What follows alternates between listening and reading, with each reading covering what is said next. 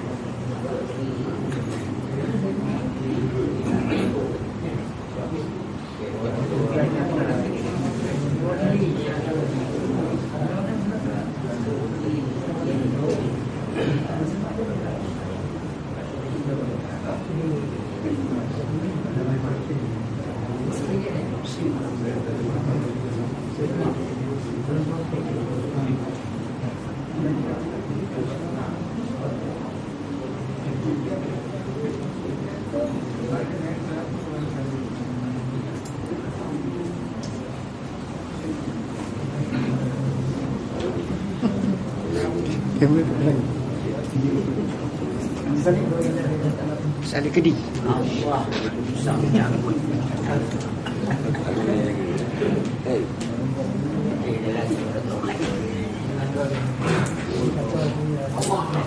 Tak on boleh.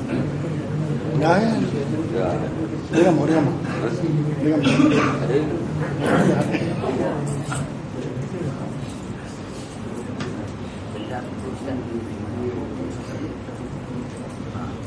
Hanya tengok semua betul tak boleh.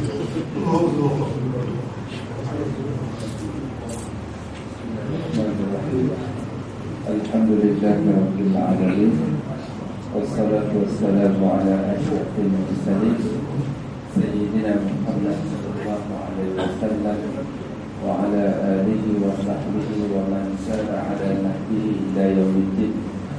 قال رب اشرح لي صدري ويسر لي أمري واحلل عقدة من لساني يفقهوا قولي. سبحانك لا علم لنا إلا ما علمتنا إنك أنت العليم الحكيم ولا حول ولا قوة إلا بالله العلي العظيم. اللهم صل على سيدنا محمد طب القلوب ودوائها وعافية الأبدان وشفائها ونور الأبصار وضيائها وعلى آله وصحبه وبارك وسلم. أما بعد. السلام عليكم ورحمة الله تعالى وبركاته. Alhamdulillah, syukur kita kepada Allah Subhanahu wa taala dengan limpahnya, dengan petunjuk hidayahnya, maka dapat kita terus hidup menjalani kehidupan, dapat kita menaikkan ibadat, dapat kita bekerja, makan, minum, dan seterusnya, dan berhutang kita mencari keredaan Allah Subhanahu wa taala. Semoga kehidupan kita kehidupan yang menjadi satu matlamat yang terakhir. Matlamat terakhir maksudnya sebagaimana ucapan yang sering kita ucapkan bila kita sembahyang itu suki ibadat wa mahyaya, hidup. Itu hidup tadi. Jadi hidup itu maksudnya daripada awal kita hidup lahir sampai mati, daripada awal kita keluar rumah sampai balik rumah, itu disebutkan sebagai kehidupan. Semoga kehidupan kita kehidupan yang baik, dalam arti kata diterima dan diridai oleh Allah Subhanahu wa taala. Jadi pada malam ini kita membentuk bab faslun fi ziarah al-qubur, menziarahi al-qubur. Jadi ada beberapa adab dan perkara-perkara yang perlu kita ketahui dan umpamanya berkaitan dengan bab ini. Jadi tiba pada Imam Mu'adzib rahimahullah wa nafa'ana bihi fi ulumihi fi dunya wal akhirah. Tasliyah yang kita ini sedang dengar hadis satu tasliyah ahli masaib. Tasliyah maksudnya mententeramkan ahli masaib, mereka yang ditimpa musibah. Bila ditimpa musibah, maka dalam benak kita, maka di sana kita kena beriman kepada rukun iman yang akhir sekali, yang keenam, beriman kepada qada dan qadar. Jadi qada itu kadang-kadang benda yang kita fikir itu kita tak jangka. Kita pakai helmet nak elakkan, tengok pecah juga kepala. Kalau macam tu tak payah pakai helmet, tak ada juga. Islam ada kita ikhtiar. Ada sunnah mengatakan kita kalau tak pakai helmet, ambil kepala hantar kat tembok, pecah ataupun bengkak. Jadi tak boleh nak contoh. Ataupun kita apa pun, dah bawa kenderaan hati-hati, buatnya silap ataupun apa yang kita tak jangka, yang kita tak ramalkan, tiba-tiba boleh berlaku. Kadang-kadang kita musibah dengan sakit, nampak tak? Makan kenyang, tak tengok di hospital. Yang tak ada makanan, lapar tak pergi hospital, tu lain cerita lagi. Yang jadi segala bentuk musibah yang Allah datangkan, yang ujung sekali beriman kepada qada dan qadar. Jadi qada dan qadar di sana menjawab semua persoalan, menunjukkan di sana adanya ujian, di sana adanya Allah Ta'ala, di sana adanya ganjaran baik dan buruk. Itu maksud beriman qada dan qadar.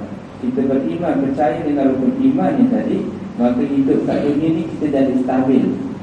Kalau kita susah, kita bersabar.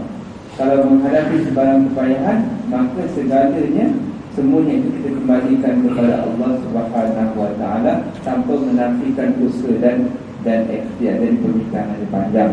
Sebab itu Sayyidina Ali menyatakan berkaitan qada dan qadar ini, dia umpama berkaitan laut yang dalam, maka jangan kamu cuba menyelaminya, nescaya kamu akan sesat. Qadar dia fikir balik, akhirnya dia tak percaya. Dia fikir balik kenapa boleh berlaku.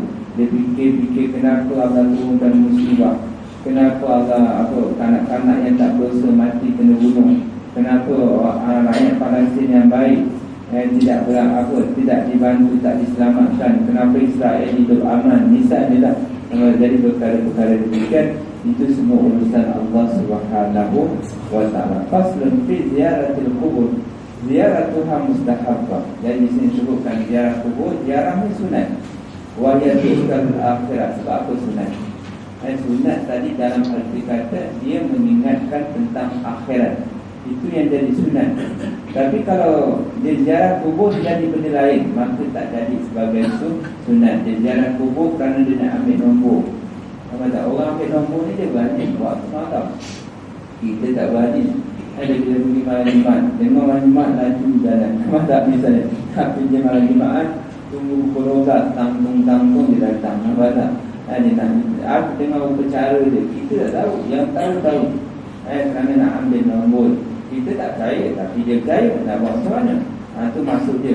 Jadi kalau macam ni dia tak jadi sunat, dia jadi haram. Yang jadi haram, lepas tu dia akan bertambah lagi martabat. Dia akan bawa kepada syirik dan sebagainya. Itu bergantung pada niat mereka dalam menziarahi kubur. Nampak tak? Jadi ziarah kubur dalam arti kata mengingati akan akhirat, bukan kita menyembah orang yang mati. Yang itu disebutkan dalam hadis Nabi sallallahu alaihi wasallam. Antara hadis yang menyatakan berkaitan apa dalilnya. Apa hadis itu? Nabi menyatakan ziarah qatu aksiru. Tak ada di sini nanti kita sebutkan. Wahia tuzkarul akhirat. Jadi ziarah kubur yang sunat kerana tuzakir, mengingatkan tentang akhirat. Jadi kita ziarah kubur. Kalau di negara Arab, di negara Mesir khasnya banyak makam ahli bait keturunan Nabi. Nampak tak? Makam Imam Syafi'i dan sebagainya, Imam Zakaria Al-Ansari, Imam Abdul yang mengarang kitab tu banyak di Azhar. Nampak tak? Makam Sayyidah Zainab, Al-Nafisah dan sebagainya. Lepas tu siapa lagi?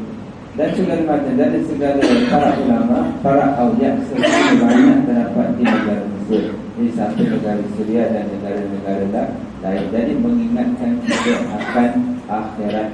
Maksudnya kita ni tak kekal.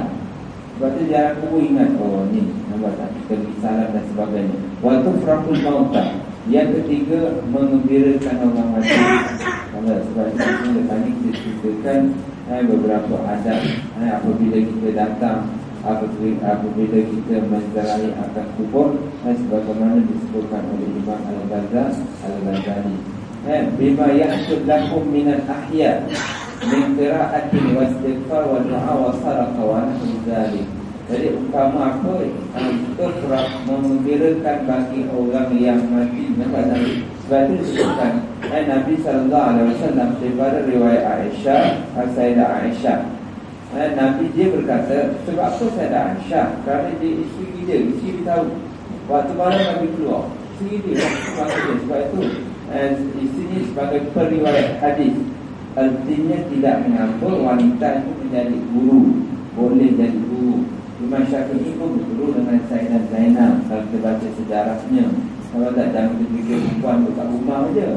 Nampak? Jadi bagaimana yang selama mana tidak menimbulkan fitnah, boleh jual beli. Kita baca dalam kitab disebutkan beberapa perkara yang diharuskan oleh golongan wanita. Contoh ni dalilnya, antara maksudnya dinyatakan Bagaimana Sayyidah Aisyah menyatakan Nabi SAW yakhruj min akhir layl ila al-baqi'. Di akhir malamnya ke kawasan perkuburan Baqi'. Fayaqul, maka Nabi kata Assalamualaikum, sejahtera atas kamu. Jadi kita mengucapkan salam itu satu doa. Sebab itu para awliya, orang salih ni bila ucap salam, benda itu satu rahsia besar. Dia jumpa kita, dia ucapkan salam, itu satu nikmat sebenarnya. Tapi kalau kita ucap salam biasa je kita rasa, nampak tak? Sebab itu kerana dia SMS pun penuh. Salam panjang dia SMS je. Tapi SMS kita lain. Salam tu Assalamualaikum, 3 perkataan salam, nampak tak? SLM salam. SN dah apa-apalah yang penting salam, nampak tak? Tapi kalau dalam bahasa Arab, salam tu sejahtera dalam bahasa Arab. Perkataan ringkas salam, maksudnya maksudnya sejahtera ataskah kamu. Cuma lafaz hadis. Nampak tak? Bila kita ucap Assalamualaikum, tak sama macam kita ucap selamat pagi. Nampak tak? Ataupun good morning, tak sama. Itu perkataan biasa. Bila Assalamualaikum itu wahyu. Bila wahyu, ibadat. Ibadat artinya dapat pahala. Dia tak sama. Ya Assalamualaikum kita rasa sejuk lain. Kalau good morning ataupun selamat pagi, okey selamat pagi tuan. Nampak tak sama. Lain selamat pagi, lain. Kalau Assalamualaikum dia jadi dua. Pertama penghormatan dari segi tahiyat. Tahiyat tu artinya apa makna tahiyat? Penghormatan. Tahiyat tu penghormatan. Sebab tu kita masuk masjid, kita kata apa? Tahiyatul masjid. Apa makna tahiyat? Kita menghormati masjid. Nampak tak? Kita masuk istana, macam mana hormat istana? Kita masuk rumah yang bisa hormati. Tambah-tambah lagi masuk masjid. Tahiyatul masjid. Kecuali kadang-kadang disebutkan apabila kita masuk masjid, tiba-tiba ada majlis ilmu, tak mengapa, tak sembahyang tahiyatul masjid, kita terus duduk dengan membaca tasbih sebanyak 4 kali. Di sana nak menunjukkan kelebihan majlis ilmu. Nampak tak? Kita duduk majlis ilmu, kita duduk je, walaupun kita tak faham atau kita dengar je. Dengar tertidur dulu kat tembok. Nampak tak? Hari ni tak ada diam pula, ada tembok pula. Kalau ada diam, penuh kat diam. Hari ni tak ada lari ke duduk dalam juga. Nampak tak? Misalnya, tapi pahalanya lebih baik daripada kamu yang sembahyang 1000 rakaat. Ataupun duduk kita duduk kat luar, kita baca tasbih. Kalau aku duduk dalam majlis ilmu, rasa macam benda perkara yang sama kita dengar. Nampak tak? Kalau duduk kat luar, bukan kat luar sini, tempat lain. Nampak tak? Dia semayang kan, dia tak mendengar. Ada tengah passion dia macam tu. Tengah bukan passion, maksudnya tengah keadaan, tabiat. Jadi benda ni tak digalakkan. Kerana majlis ilmu ni, kalau masuk ke masjid, maka Nabi kata kamu terus duduk. Kena pendapat. Nak semayang pun boleh, nak duduk pun boleh. Kalau aku semayang 2 rakaat. Kalau kamu duduk, kamu tasbih sebanyak 4 kali, maka menutupi sembahyang tahiyatul masjid. Sebab apa? Sebab kemuliaan majlis ilmu tadi. Kerana majlis ilmu ni majlis dihadiri oleh para malaikat. Nama satu maksud dia. Kalau duduk seorang, boleh duduk lagi. Itu kita kena faham betul. Sebab itu kalau kita baca kisah Sayyidina Umar, apabila dalam majlis ilmu, orang buat tak betul, dia angkat di banyak keluar. Nampak tak? Itu nak tunjukkan itu tebel Sayyidina Umar. Sebab apa? Cintanya terhadap majlis ilmu. Kita baca kisah Imam Ahmad bin Hanbal ketika sedang mengajar hadis. Ketika sedang membaca hadis tadi, tiba-tiba dia digigit sebanyak 40 gigitan. 40 gigit tengah, maksudnya binatang berbisa, jengking ke harta, setengah riwayat disebutkan. Tetapi dia tidak bergerak. Sebab apa? Kerana memuliakan hadis Nabi sallallahu alaihi wasallam. Nampak kita baru nyamuk ini dari langkah. Nak tunjukkan apa? Nak tunjukkan bagai itu banyak perbincangan. Mungkin aspek yang kedua, dia punya penghayatan ilmu dia, taraf keimanannya tinggi, sehingga bila membaca hadis itu segala kesakitan hilang. Sebagaimana Sayyidina Ali apabila kena yang pedang di belakangnya, di bahagian anggotanya, maka bagaimana aku nak cabut ketika aku sedang sembahyang? Itu ada perbincangan. Adakah dianggap najis ataupun tidak? Cuma tajuk nak menceritakan khusyuk dalam sembahyang, menghilangkan sebarang kesakitan. Itu kemanisan. Kenapa kemanisan kita beribadat? Macam orang bercerita, macam panas tu boleh berjalan, nampak tak? Yang tengok dah sampai dah, ada batu dah, nampak tak? Tapi kalau tak cerita, terdekat dan nak jalan, payah, nampak tak? Itu maksudnya kemanisan, menghilangkan sebarang penderitaan. Lautan api, nampak tak? Boleh dia harungi gunung, boleh kudaki, nampak tak? Itu nak tunjukkan aku boleh kemanisan dalam melakukan amal ibadat. Amal ibadat pun macam tu sebenarnya. Sebab itu kadang-kadang kita dengar orang berzikir banyak. Dia berzikir sampai 20,000 kali, sampai 1,000 kali. 7 ribu kali dan sebagainya. Macam mana? Macam itulah kena tanya dia. Kita tak tahu kemanisan dia dalam melakukan amal ibadat kepada Allah Subhanahu wa ta'ala. Itu kemanisan. Kita tak tahu. Dia seorang tahu. Orang sebelah pun tak tahu. Dan kita keikhlas. Ini perkara yang susah tapi mudah apabila telah mencapai martabat tersebut. Jadi maksudnya apabila Nabi tadi Nabi sampai, maka antara adabnya memberikan salam. Assalamualaikum dara qaumin mukminin. Dara qaumin. Dar, saya sebut dar tu. Nabi sebut dar tempat. Itu sering kita ucapkan. Jadi kubur tempat. Syarat dia pintu gerbang. Buktinya kalau mati dekat atas pokok, pergi Sarawak, tiba-tiba buaya cari dia, mati dalam perut buaya. Ataupun keluar akan ke mana-mana pun kita tak jumpa dia punya kuburnya. Ala boleh hal kubur tu dalam arti kata, lepas orang mati kubur. Tak kira kubur di udara ke, di laut ke. Kalau orang musim haji naik kapal besar, mati campak ke laut, itu kubur dia. Bukan istilah kubur tu, artinya gali tanah. Itu bukan, itu istilah Melayu macam tu.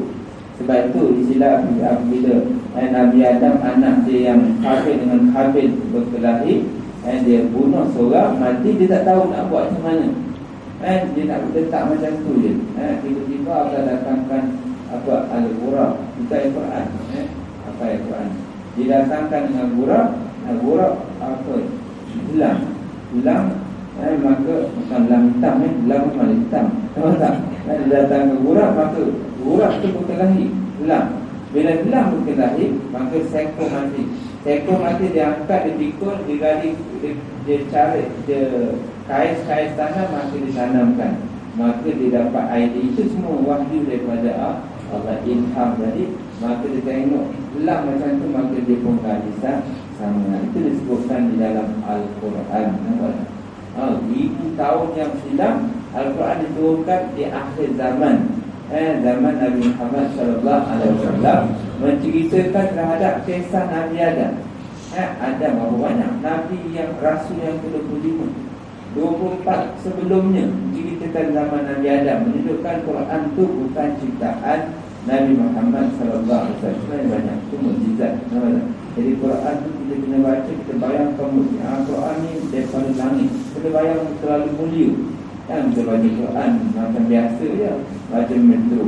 Itu yang baca, yang tak baca, tak baca nanti dulu, nampak tak? Sebab tu kita kena baca Quran. Baca Quran, kita baca, lepas tu kita menghayati benda yang baik, bersih, dia tak boleh masuk dalam diri kita. Kalau diri kita kotor, nampak tak? Sebab tu kita baca Quran, kita Allah mengatur. Tapi kalau kita baca metro, mengatur, baca suka. Tengok apa, Raja Gopal dapat 41. Baca bola misalnya, baca ni sibuk artikel 88 misalnya, segar mata tengok. Atau baca sebab apa? Kerana jiwa tu macam tu. Tapi kalau baca Quran macam tu tak ada dah. Tu macam mana kita nak sesuaikan, nak sinonimkan. Sebab itu saya Imam Al-Ghazali menyatakan berkaitan dengan pembersihan jiwa. Maka jiwa yang kotor ni kamu kena buangkan dulu. Baru masuk yang baik, baru dia jadi bersih. Dia nak bercampur, iftar atau banyak ini, nak campur dua, baik dan buruk, dia tak boleh. Kalau campur juga, maka dia tak jadi baik. Dia akan jadi kotor. Air longkang campur air putih, dia jadi air putih. Kita air longkang, nak air hitam lah maksudnya. Orang tak mau minum dia. Itu nak lebih kurang macam tu lah. Supaya kita faham dalam arti kata sifat buruk dengan sifat baik. Sebab itu kalau dalam hal kita beribadat, bertaubat, dan kita ada 9 sifat baik, 1 sifat buruk, maka kita kata 9 sudah okey lah. Kalau 1 lagi nanti minggu, tam 1 lagi tu kita tak boleh. 1 lagi tu kita kena taubat. Taubat untuk dia tu yang 1 lagi tu. Itu kita kena faham lah. Tambah-tambah yang banyak lagi tu lagi teruk. Cuma nak menggambarkan dalam arti kata bagaimana kita melakukan kebaikan ibadat kepada Allah Subhanahu wa taala. Assalamualaikum dara, dan tempat kaum mukminin. Nampak, kaum yang beriman. Maksudnya kita tak bicara dekat kubur orang Cina. Kubur orang Cina tak bicara. Kita tak pergi.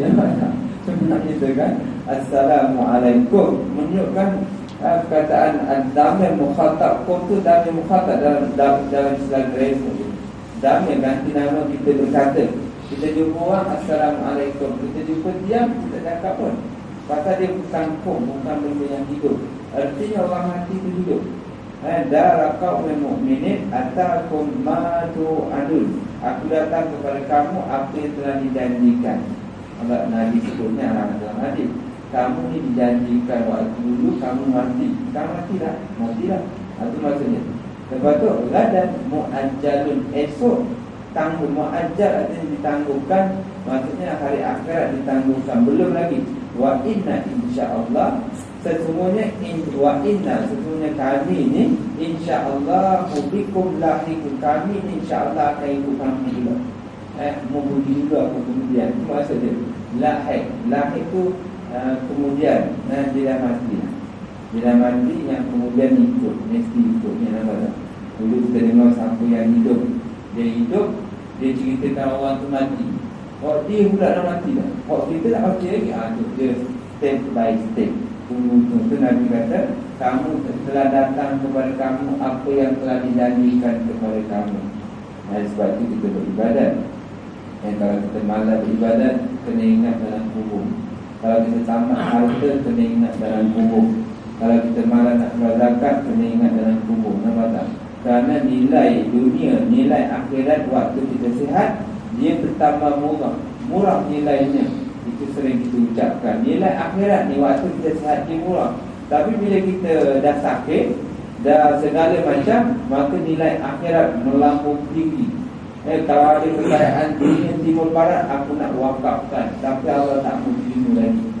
Jadi sementara murah ni kita anggap murah, maka kita kena berbuat amalan dan sebagainya. Kerana Nabi kata, kamu telah datang kepada kamu apa yang telah dijanjikan. Itu bab iman tu. Sebab itu kita beriman. Nampak tak? Kita beriman, kita beramal segala bentuk supaya selamat. Jangan kita selamat kat dunia, tapi akhirat nanti. Bukan akhirat nanti, kalau dalam kubur je. Dalam kubur kena seksa. Nampak tak? Dalam seksa dahsyat. Nabi kata yang paling takut azab di dalam kubur. Kita baca balik. Sayyidina Umar sampai pensar, segala macam. Kita relax dia. Kubur tu tiap hari gali. Kadang tak ada tempat nak curi, hari nak menyewakan barang, gali kubur, sorok barang dalam kubur. Nampak tak? Kadang-kadang segala macam, isap dada atas kubur, kadang-kadang merenda atas kubur dan segala macam. Ini orang tak takut mati. Matu adul gadan ni, dia bukan tak takut mati. Sebenarnya hakikatnya hatinya telah tertutup. Sebab itu kita kena berdoa, hati ni jangan tertutup. Khatamallahu ala qulubihim. Kadang-kadang benda ni tertutup, bukan kita tak tutupkan, tapi sebab amalan tanpa kita sedar. Duit yang kita makan, kadang-kadang cakap tak sempat bikin, ataupun kita duit makan, minuman, segala bentuk yang kita ambil buat tadi, benda tu membajai iman. Jadi iman tu dia tak jadi baju, dia jadi baju lain.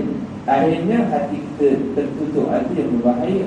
Macam antaranya orang yang meninggalkan sembahyang Jumaat sebanyak 3 kali. Dia pandai pula. Akhirnya sampai 2 kali dia tak sembahyang, datang ketiga dia sembahyang pula. Dia macam bikin pula, dia macam buat-buat tak boleh. Faham dia hadis tu? Kadang-kadang kita tanya, dah kenapa kau sembahyang 2 kali? 3. Pasal hadis tadi 3 kali. Nanti apa? Tu dia alam kalbu. Tu dia tu ditutup hati dia. Maka kalau yang kedua Allah tak jadi tutup. Nampak tak? Jadi dia itu lagi dahsyat maksud dia nanti.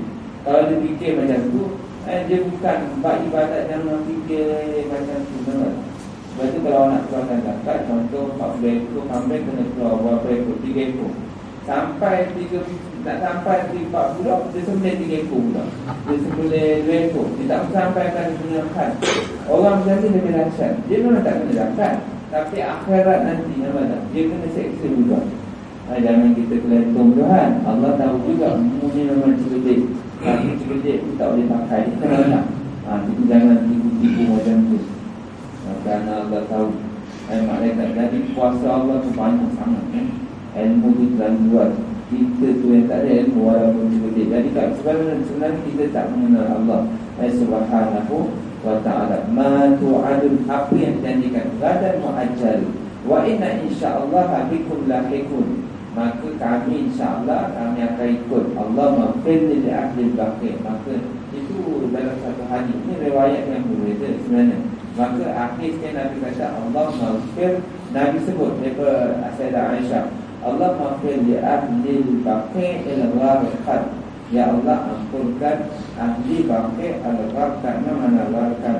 Gharqad di sini artinya makam ahli Madinah, tempat bangkit, tempat berkat yang dirahmati, yang dicucuri rahmat oleh Allah Subhanahu wa ta'ala. Dalam riwayat yang lain juga, nas'alullah lana wa lakum afiyah. Dan riwayat dalam riwayat yang lain, kami mohon kepada Allah, lana bagi kami, wa lakum afiyah. Jadi kita semayangkan jenazah tu, sebenarnya orang tu dapat dia punya saham, dia punya cahaya di mana. Jangan kita semayang je. Oh, semayang tu tak je, rokok tak ada. Bukan macam tu. Dia bukan macam tu, dia doa. Semayang tu semayang doa. Ada orang semayang pula, dia tak semayang, dia doa tu. Itu salah juga. Dia macam-macam ajaran semayang sekarang. Dia tak ada semayang macam doa, apa, kita qiyam diri betul. Dia kata salah semayang tu doa. Dan tu kenapa kita semayang? Baik kita doakan tu, ini tak belajar, jadi tak saya layan nampak perkara-perkara yang itu dari segi bahasa doa. Dari segi istilah memang pun dia punya ta'arif dia, imam muftatihatun bil takbir, dimulai dengan takbir, wa muhtatimatun, dan ditutupi dengan taslim. Lepas tu tengoklah Nabi semayang. Jangan tak tengok Abdul Rasul, Abdul Melayu, Rasul Melayu, ataupun kita tengok ayah bin. Tengok Nabi semayang. Sebab pun Nabi tu wakil, bukan wakil maksudnya Rasul daripada Allah. Allah lantik dia. Lepas tu dia dapat daripada Jibril wahyu. Nampak? Sebab itu rukun iman tu dia terkait. Kita semayang tu rukun iman tu sekaligus saja. Kita baca Quran, rukun iman tu ada 6 kali dalam masa kita semayang. Di sana adanya Allah, Allah rukun yang sama. Di sana adanya malaikat bila kita semayang. Sebab apa? Malaikat bawa turun. Lepas tu malaikat kata cara berwuduk macam ni. Siapa cerita? Malaikat Jibril juga. Lepas tu cara semayang macam ni, siapa buat? Malaikat ajar Nabi. Jadi kita beriman dengan malaikat yang tiga, dengan Nabi, dengan Rasul maksudnya. Jadi dia termasuk sekali. Lepas tu dengan kitab Al-Quran itu sendiri, kerana disebutkan dalam Quran supaya kita sembahyang. Jadi bila dia percaya kepada ajaran taslim, menyerah yang niat saja, jadi dia seolah-olah dia dah menolak Nabi sebenarnya. Kerana Nabi semayang bukan macam tu. Itu maksudnya.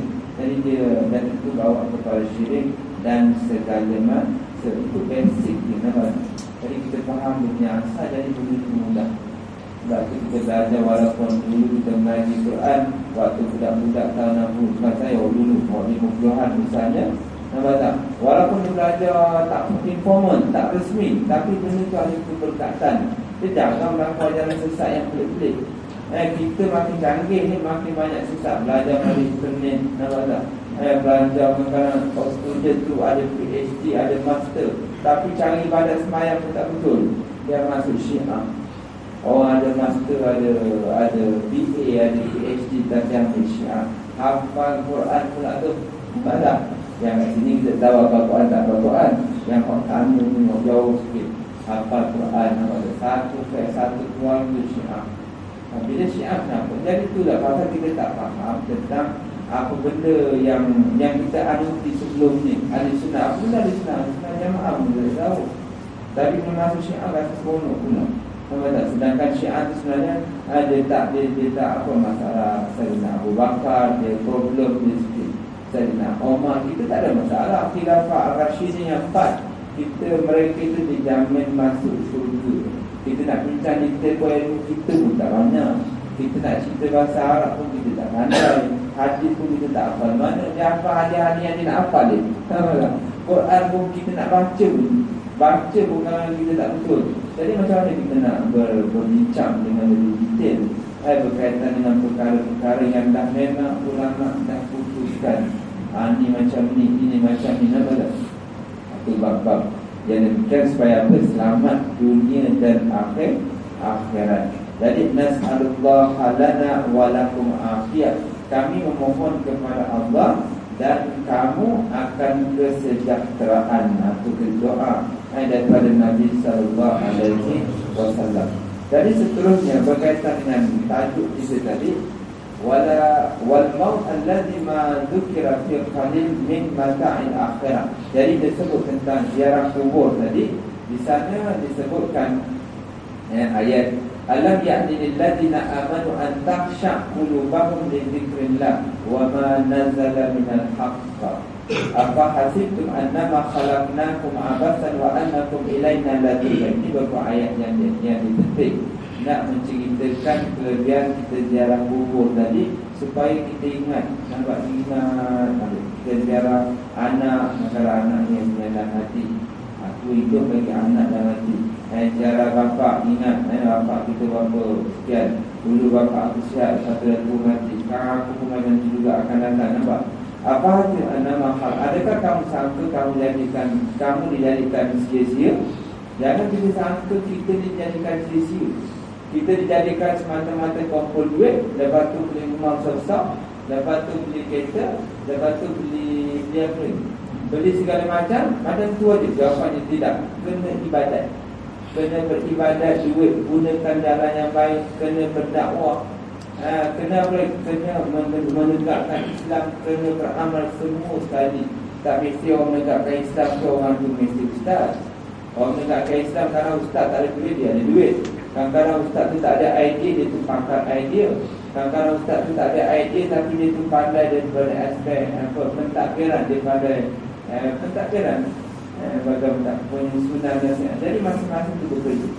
Sebab itu Nabi dalam surga, sahabat datang jumpa Nabi, aku nak perang juga. Nabi kata, Mubalik jaga mak kamu. Yang ni pula Nabi kata, Nabi tengok, Nabi tahu kamu ni boleh pandai apa. Kamu tak layak pergi berperang. Kamu ni pandai memasak, pergi masak. Yang kamu ni pula nak pergi angkat kayu api, angkat kayu api. Akhirnya Nabi mengatakan, kamu yang mengangkat kayu api ni, pahala kamu angkat kayu api seperti mereka yang berjihad di jalan Allah. Apa maksud dia? Nabi nak gambarkan bahawa apabila niat kita sama untuk Islam, apa ada pekerjaan yang kita buat, semuanya mendapat pahala daripada Allah Subhanahu wa ta'ala. Itu kita kena faham tentang niat yang baik. Innamal a'malu binniyat. Jadi niat itu penting. Orang dulu kumpul duit sponsor, orang letak betul buat gerak, sponsor masih tabung. Sampai bulan dia derma dekat badan dakwah. Nampak niat dia nak ceramah tak pandai, tapi dia punya pahala lebih besar silat-silat daripada penceramah tadi, ataupun daripada orang yang berdakwah, kerana keikhlasan dia.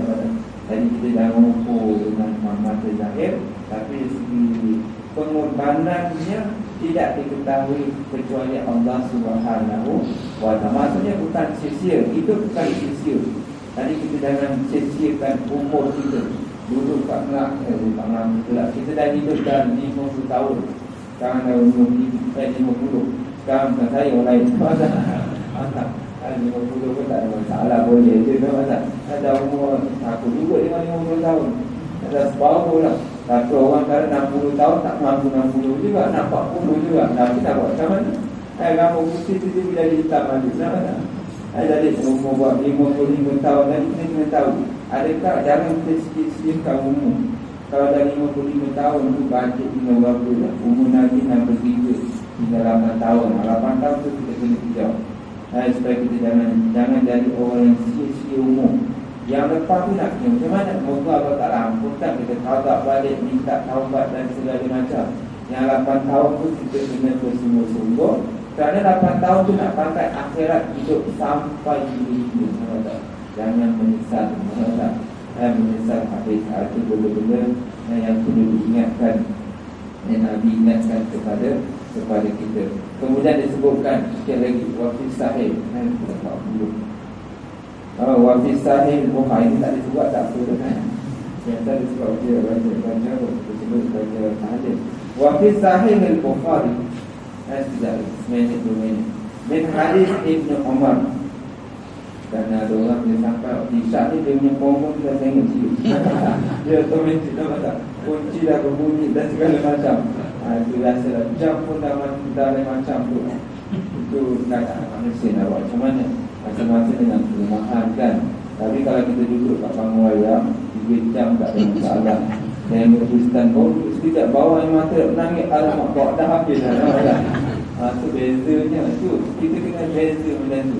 Tapi kalau dalam majlis ilmu dia lain, memang lain. Entah apa yang duduk kat kita juga tahu kita.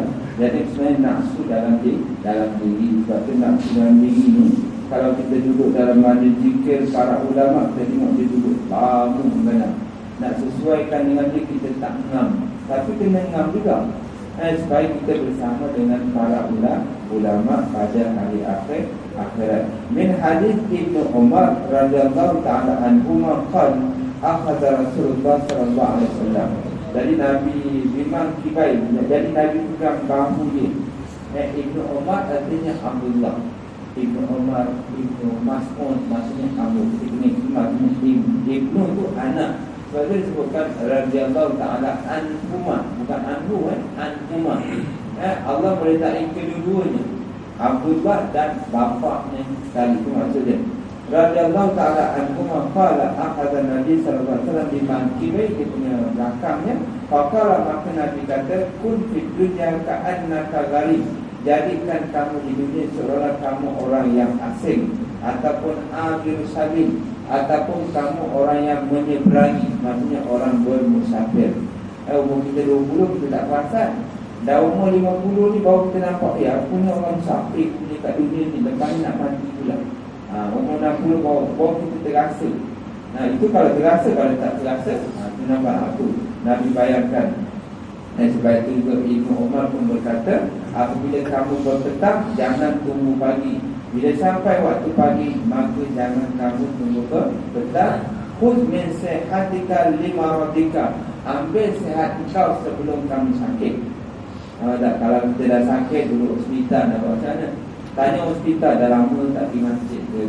Itu kalau betul dia pergi masjid.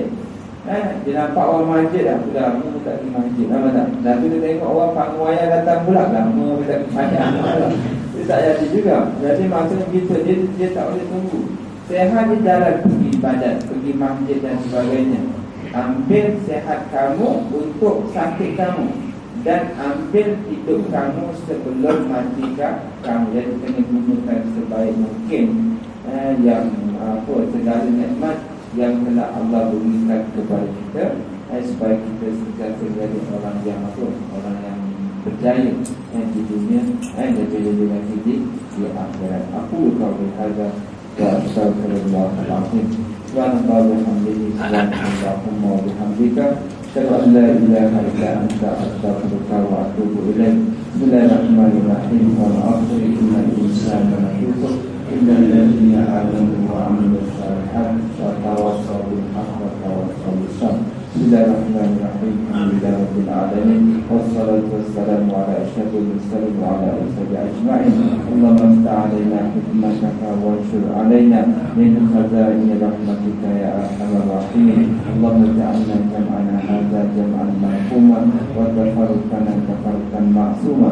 Rabbana atina fid dunya hasanah wa fil akhirati hasanah wa qina adzabannar. Sallallahu alaihi wasallam Muhammad wa ala alihi wasallam. Alhamdulillah rabbil alamin. Taqabbalallahu minkum.